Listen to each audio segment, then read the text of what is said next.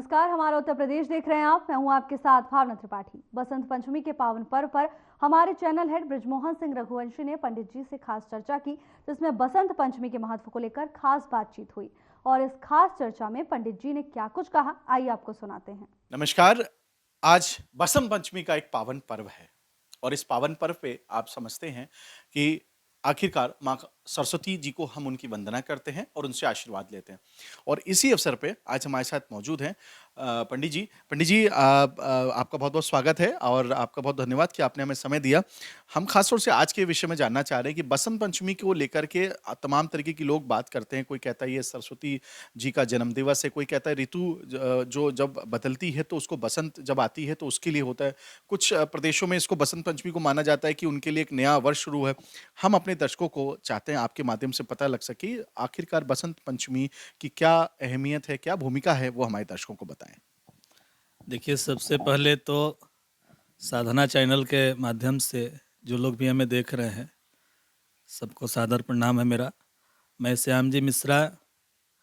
बसंत पंचमी माँ सरस्वती का और विद्यादायिनी कहा जाता है। वीणा और वाणी, ये दोनों ही मंत्र मुग्ध कर देता है, वाणी और वीणा। और बसंत पंचमी, बसंत का आगमन। अब अभी से ही आप देखेंगे कि पतझड़ का ये समय आ जाता है और बसंत का आगमन आज से हम लोग के बीच अपना ये। तो बसंत पंचमी में माँ सरस्वती की पूजा की जाती है और बहुत सारे हम लोग जैसे बचपन में भी स्कूल में अपना पूजा करते थे श्रद्धा भाव से, और आज भी पूजा होता है। और वहीं बसंत पंचमी पंडित, एक खास तौर से कोई मंत्र ऐसा या कुछ ऐसा आप बता सके जो लोग आज अपने जो कुछ लोग, क्योंकि आजकल क्या है, लोगों को हर चीज का एक स्वरूप चाहिए, कि प्रैक्टिकल स्वरूप चाहिए कि आज बसंत पंचमी के दिन हम क्या पहने, पीले कपड़े पहने कुछ लोग कहते हैं, कुछ लोग कहते हैं सरस्वती जी की पूजा करें। तो कोई खास मंत्र है, कुछ ऐसा बताइए जिससे लोगों को इसका फल मिल सके। वस्त्र के ऊपर तो हालांकि देखिए, सबसे प्रिय वस्त्र माँ सरस्वती के लिए वही श्वेत है, सफ़ेद, और पीला भी आप बन सकते हैं। और एक छोटा सा वंदना है माता सरस्वती का, वो या कुंदेन्दु तुषार हार धवला, या शुभ्रवस्त्रांत वृता, या वीणा वरदंड मंडित करा, या श्वेत पद्मासना, या ब्रह्माच्युत शंकर प्रभृतिभिर्देवैः सदा वंदिता, सा मां पातु सरस्वती भगवती निःशेषजाड्यापहा। ये माँ सरस्वती का हम लोग बचपन से ही ये याद है, छोटा सा ये वंदना। धन्यवाद पंडित जी हमसे बातचीत करने के लिए।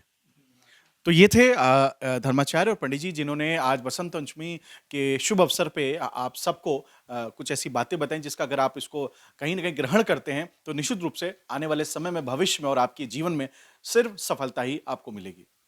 प्रधानमंत्री नरेंद्र मोदी ने कहा कि ये उनका सौभाग्य है कि वो जकार्ता के मुरुगन मंदिर के महाकुंभ अभिषेकम जैसे पुण्य कार्य का हिस्सा बन रहे हैं। उन्होंने कहा कि वो शारीरिक रूप से भले ही जकार्ता से सैकड़ों किलोमीटर दूर हैं, लेकिन उनका मन इस आयोजन के उतना ही करीब है जितना भारत इंडोनेशिया के आपसी रिश्ते हैं। His Excellency President Prabowo, Murugan temple trust के chairman Pa Hashim, managing trustee doctor Kobalan, dignitaries, Tamil Nadu और इंडोनेशिया के पुजारी एवं आचार्यगण, इंडियन डायस्पोरा के सदस्य, इस पावन अवसर का हिस्सा बनने वाले इंडोनेशिया और अन्य देशों के सभी साथी और इस दिव्य भव्य मंदिर के निर्माण को साकार करने वाले सभी कारीगर बंधु, ये मेरा सौभाग्य है कि मैं जकार्ता के मुरुगन टेम्पल के महाकुंभ अभिषेकम जैसे पुनीत कार्यक्रम का हिस्सा बन रहा हूं।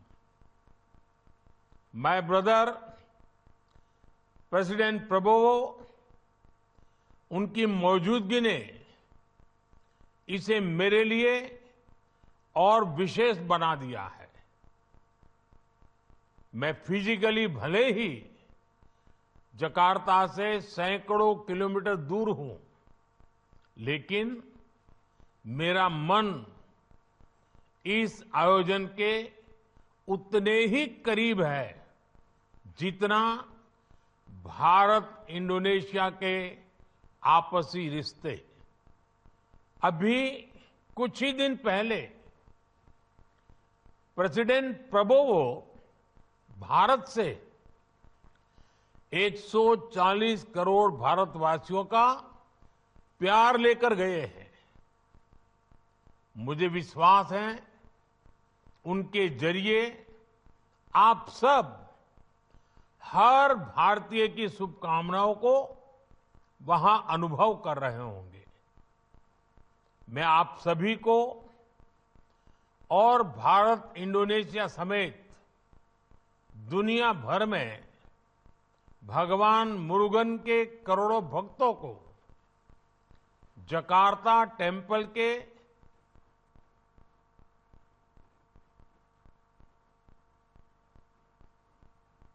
प्रयागराज पहुंचे श्री रविशंकर ने कहा कि हम प्रयागराज में हैं। केंद्र और यूपी सरकार की तरफ से सभी व्यवस्थाएं काफी सुचारू रूप से की गई। लाखों भक्त यहां अपनी पूजा कर रहे हैं। यहां दोनों सरकार और प्रशासन धर्म की रक्षा कर रही है। उन्होंने कहा कि मैं सीएम योगी आदित्यनाथ को बधाई देता हूं। उनकी निष्ठा और कड़ी मेहनत की वजह से ये काम सुचारू रूप से हो सका है। हम यहाँ प्रयागराज में हैं। इतनी सुचारू रूप से सब व्यवस्था की गई है। लाखों करोड़ों श्रद्धालु यहाँ आके अपनी भक्ति, अपनी पूजा, अपना पाठ कर रहे हैं। एकता में विविधता और विविधता में एकता का ये प्रत्यक्ष दर्शन है, यहाँ का निदर्शन है। और केंद्र सरकार और उत्तर प्रदेश प्रशासन के द्वारा बहुत सुचारू व्यवस्था की गई है सबके लिए। और देखिए, जब तक राजाश्रय नहीं होता है धर्म फलता नहीं है। इसलिए कहा गया धर्मो रक्षति रक्षिता। धर्म की रक्षा एक तो प्रशासन को करना पड़ता है, एक व्यक्ति को करना पड़ता है, समाज को करना पड़ता है। यहाँ दोनों देखते हैं हम। समाज भी धर्म की रक्षा कर रही है, प्रशासन भी कर रही है। इसलिए भारत श्रेष्ठ भारत बन के निकलेगा। और मैं बधाई देता हूँ माननीय मुख्यमंत्री जी आदित्यनाथ योगी जी की। उनकी जो श्रद्धा और परिश्रम से ये काम सुचारू रूप से हुआ है। इसमें आम जनता में प्रार्थना यही है कि देखिए, इतना विशाल जगह है, कहीं पर भी जाके आप स्नान करिए। 15 किलोमीटर की जो विस्तार है, यहाँ पर कहीं भी स्नान करेंगे तो उतना ही फल प्राप्त होगा। ये अद्भुत समागम है और यहाँ पर भक्ति, ज्ञान और कर्म का, सेवा का एक समागम देखने को मिलता है। इसमें हमारा माननीय मुख्यमंत्री जी और केंद्र सरकार माननीय प्रधानमंत्री जी का बहुत बड़ा योगदान है। हम आम जनता के ऊपर ये जिम्मेदारी होती है कि हम कानून का उल्लंघन न करें, कानून के हिसाब से चलें, कहीं पर भी जल्दीबाजी न करें, आराम से स्नान करें और पुण्य पाएं। सूचना एवं प्रसारण मंत्रालय की इकाई केंद्रीय संचार ब्यूरो यानी सीबीसी के महानिदेशक योगेश कुमार बावेजा ने शनिवार को प्रयागराज महाकुंभ मेले में जनभागीदारी से जन कल्याण और भारत सरकार के विगत 10 सालों में उपलब्धियों, कार्यक्रमों, नीतियों और योजनाओं पर लगाई गई डिजिटल प्रदर्शनी का अवलोकन किया। आपको बता दें कि उनके साथ सीबीसी के अपर महानिदेशक अजय अग्रवाल भी यहां पर उपस्थित रहे और आकर्षक एवं सूचनाप्रद डिजिटल प्रदर्शनी को देखकर महानिदेशक बावेजा ने कहा कि इस प्रदर्शनी में भारत सरकार की योजनाओं और उपलब्धियों को उत्तम तरीके से प्रदर्शित किया गया है।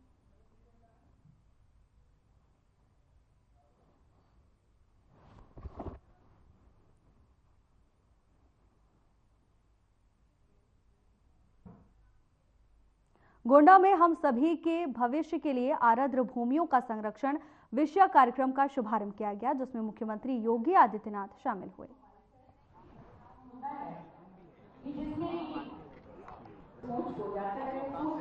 इको टूरिज्म के क्षेत्र में रुचि रखने वाले सभी अन्य उपस्थित विशेषज्ञगण और बहनों और भाइयों,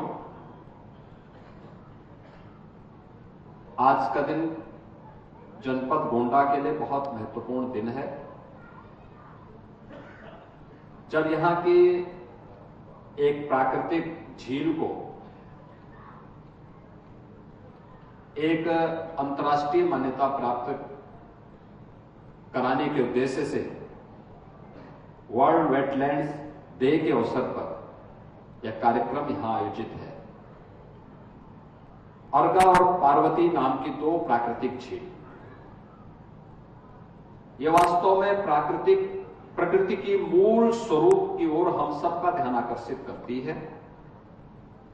और कितना बड़ा इसका एरिया है, मुझे पहली बार यहां पे आने का अवसर प्राप्त हुआ है, क्योंकि मैं अक्सर इधर से होकर के गुजरता तो था, लेकिन मुझे लगता है कि भारत की उस विरासत की प्रतीक है जो यहां पे घाघरा और सरयू नदी के कारण सैकड़ों वर्ष पहले जो एक प्राकृतिक झील बनी, उस झील का स्वरूप आज भी उस रूप में यहां पर मौजूद है। वह हम सब के लिए अत्यंत महत्वपूर्ण है।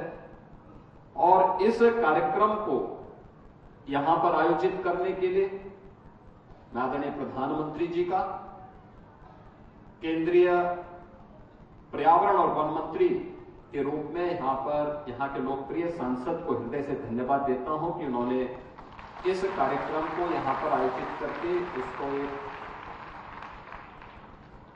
मान्यता प्रदान करने का काम किया है।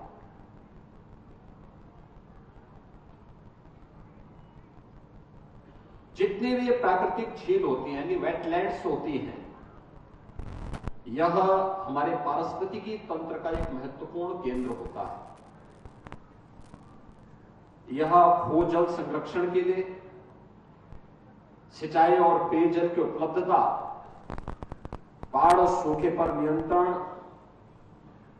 कार्बन भंडारण और जलीय पारिस्थितिकी तंत्र पर निर्भर वनस्पतियों, वन्य प्राणियों और प्रवासी और स्थानीय पक्षियों के संरक्षण के साथ साथ भोजन, औषधि और आजीविका के व आय के संसाधन उपलब्ध करवाने में ये वेटलैंड्स की एक बड़ी भूमिका है। यानी केवल जलीय पारिस्थितिकी नहीं, बल्कि जीव और जंतु की पारिस्थितिकी इस वेटलैंड्स पर निर्भर करती है। यह प्रकृति के मूल स्वरूप को हम सबको अपनी ओर आकर्षित करने का और उसकी ओर ध्यान आकर्षित करने का एक माध्यम भी बनती है। और इसीलिए इस मूल स्वरूप के बारे में ही अथर्ववेद ने कहा, माता भूमि पुत्रोहम पृथिव्या, कि धरती हमारी माता है, क्योंकि हमें जीने के लिए उस प्रकार की पारिस्थितिकी तंत्र को विकसित करने में मदद करती है, और हम सब इसके पुत्र हैं। तो एक पुत्र के रूप में हमारा दायित्व क्या है? एक पुत्र का दायित्व होता है अपनी मां का संरक्षण करें, उसकी सुरक्षा करें और उस दिशा में एक बेहतर प्रयास करें। अक्सर होता है कि इस प्रकार की जो भी साइट होती है उस वह अतिक्रमण की चपेट में आती है, बेतरतीब वहां पे निर्माण कार्य होने लगता है और उससे वहां पर जो पारिस्थितिकी तंत्र है वह प्रभावित होता है। आज इसका दुष्परिणाम तमाम वेटलैंड्स भुगत रही है। बहुत सारे जीव और जंतु की प्रजातियां इसके कारण नष्ट होती हैं, और इसी को ध्यान में रख करके जो रामसर साइट थी, रामसर का जो इस अंतर्राष्ट्रीय वेटलैंड्स कन्वेंशन में 1971 में यह तय हुआ था कि दुनिया को बचाना है तो हमें इस पर ध्यान देना होगा।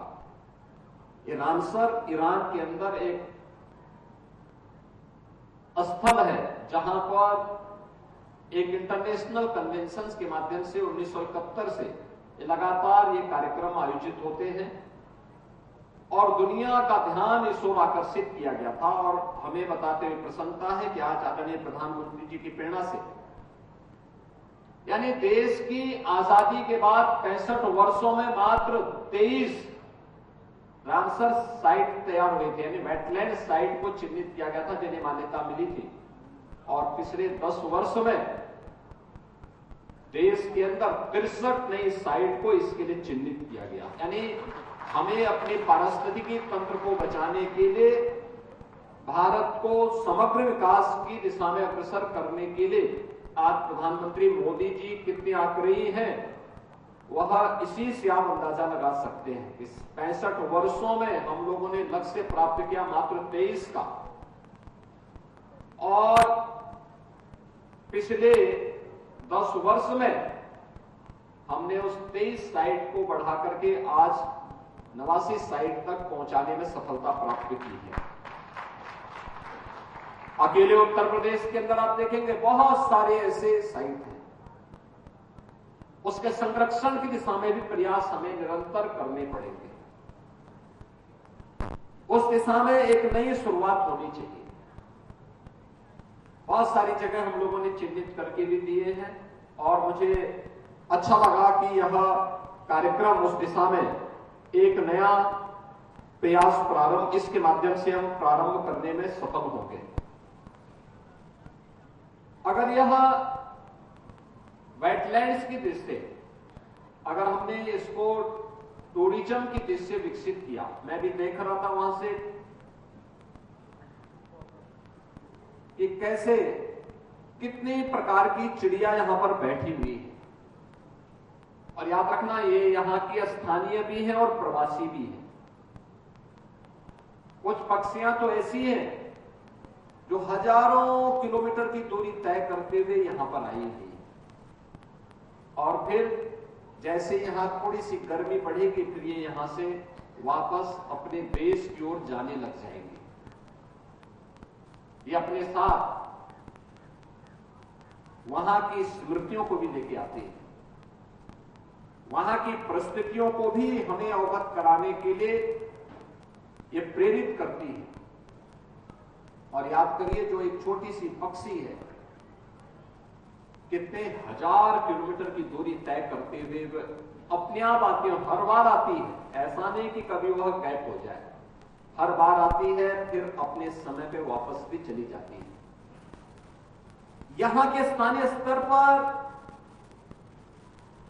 ढेर सारे रोजगार सृजन का एक माध्यम बनता है। याद रखना, टूरिज्म अपने आप में एक बहुत बड़ा माध्यम है, अर्थव्यवस्था को सुदृढ़ करने का, रोजगार के सृजन का, और लोगों को अपनी साइट के बारे में, चाहे वह इको टूरिज्म का हो, चाहे वह हेरिटेज का हो, और चाहे वह स्पिरिचुअल टूरिज्म का हो, ढेर सारे रोजगार के सृजन का वो माध्यम बनता है। याद करिए, अयोध्या धाम तो यहां से मात्र 20 किलोमीटर की दूरी पर है,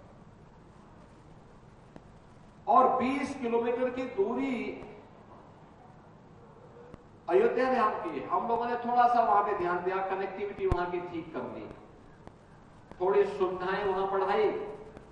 2016 में अयोध्या धाम में मात्र 2,35,000 श्रद्धालु या टूरिस्ट आया था, और 2024 में इनकी संख्या बढ़कर के हो गई है 16 करोड़ 11 लाख।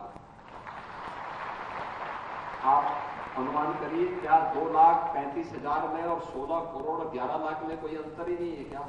सभी से अनुरोध करते हुए कि अपने अपने मोबाइल से परिणाम होता है कि जिसमें देश भर में बसंत पंचमी का पर्व मनाया गया। हिंदू पंचांग के अनुसार माघ माह के शुक्ल पक्ष की पंचमी तिथि को बसंत पंचमी मनाई जाती है, और इस मौके पर प्रधानमंत्री नरेंद्र मोदी ने बसंत पंचमी और सरस्वती पूजा के पावन अवसर पर देशवासियों को शुभकामनाएं दी। बता दें कि प्रधानमंत्री नरेंद्र मोदी ने एक्स पर लिखा है कि सभी देशवासियों को वसंत पंचमी और सरस्वती पूजा की बहुत बहुत शुभकामनाएं।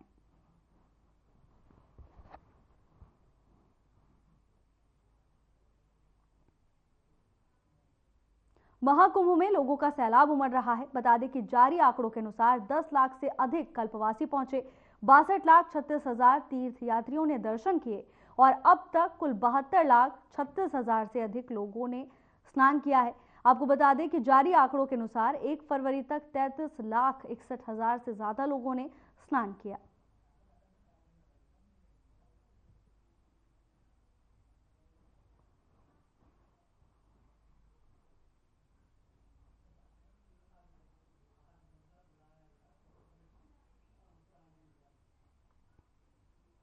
केंद्रीय बजट में मेट्रो रेल परियोजनाओं के लिए 3,123 करोड़ का बजट मिला है। कानपुर और आगरा की मेट्रो परियोजनाओं पर बजट की अधिकांश राशि खर्च होगी। वहीं लखनऊ में भी दूसरे चरण के शुरुआती कामों को रफ्तार मिलेगी। केंद्रीय बजट में यूपी में मेट्रो रेल परियोजनाओं के लिए 3,123 करोड़ रुपए दिए जाने का प्रावधान किए जाने से लखनऊ के दूसरे चरण की परियोजना को गति मिलेगी। आपको बता दें कि इसके साथ ही प्रयागराज, वाराणसी, गोरखपुर, झांसी और मेरठ में लाइट मेट्रो रेल चलाने की राह खुलेगी। हालांकि बजट में मिली राशि का अधिकांश हिस्सा कानपुर और आगरा में पहले से संचालित मेट्रो परियोजनाओं पर ही खर्च होगा, लेकिन कुछ राशि लखनऊ के दूसरे चरण की परियोजना के साथ ही प्रयागराज, वाराणसी, गोरखपुर, झांसी और मेरठ के लिए प्रस्तावित लाइट मेट्रो परियोजना के प्रारंभिक कार्यों पर भी खर्च होंगे।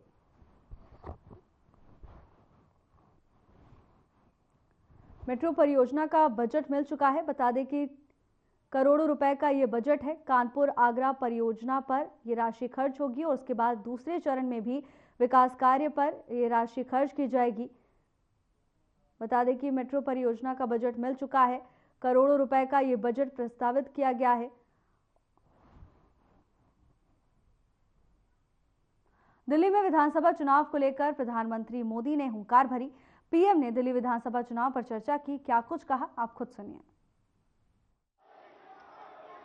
इस बार दिल्ली में भाजपा सरकार बनने जा रही है।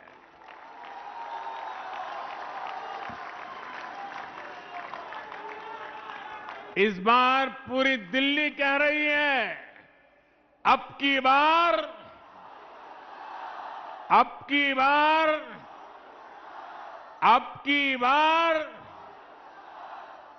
साथियों,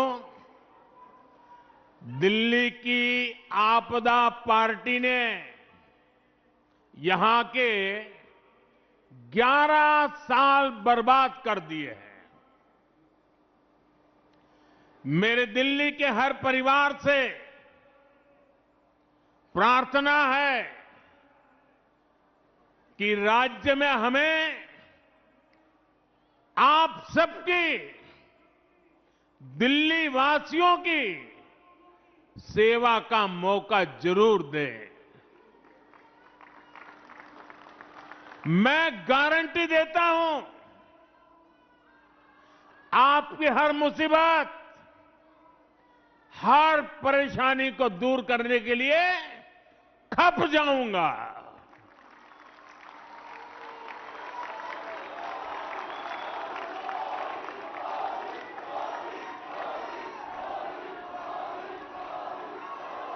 गरीब हो या मिडिल क्लास, हर परिवार का जीवन खुशहाल हो, ऐसी डबल इंजन सरकार दिल्ली को मिलेगी। हमें ऐसी डबल इंजन सरकार बनानी है जो लड़ाई झगड़े के बजाय दिल्ली के लोगों की सेवा करे, जो बहाने बनाने के बजाय दिल्ली को सजाने संवारने में ऊर्जा लगाए। आपने आने वाले 5 साल के लिए केंद्र में भाजपा की सरकार, पक्की सरकार बना ली है। अब गलती से भी यहां आपदा सरकार नहीं आनी चाहिए, जो दिल्ली के 5 और साल बर्बाद कर दे। साथियों, आजकल हम देख रहे हैं कैसे दिल्ली में वोटिंग से पहले ही झाड़ू के तिनके बिखर रहे हैं।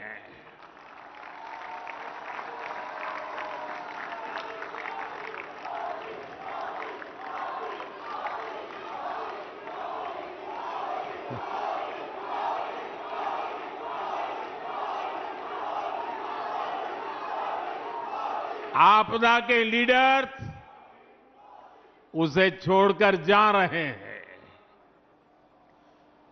ये जान चुके हैं कि ग्राउंड पर जनता। बुलेटिन में मेरे साथ बस इतना ही। अब वक्त हो चला है डॉक्टर राकेश गुप्ता के साथ हमारे खास कार्यक्रम प्लस माइनस का।